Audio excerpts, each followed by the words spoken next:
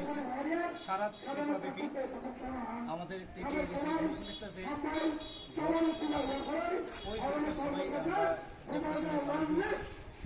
কেননা প্রায় 60 বছরের মতো চলে,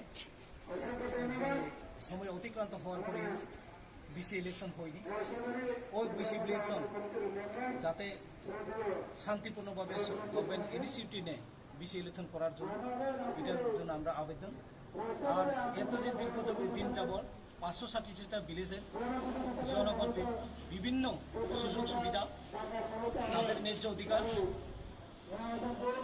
সাংবিধানিক অধিকার থেকে বঞ্চিত, এটার প্রতিবাদে আজ আমরা ব্লক ডেপুটেশন নিয়েছি। আগামী দিনে যাতে সরকার আমলাতন্ত্র এবং সরকারের প্রতি আমাদের আবেদন যাতে বিসি ইলেকশন করা হয়। সরকার যদি কোনো কারণে এই বিসি ইলেকশন ভূ হারার বইয়ে যদি তিনি বিসি ইলেকশন করার বই পায় তাহলে নিশ্চয়ই তারা করবে না আমরা মনে করি।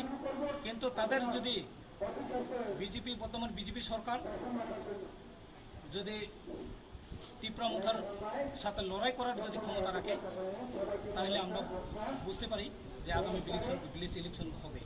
যদি বিজেপি বই পেয়ে যায় তাহলে কিন্তু বিসি ইলেকশন হবে না।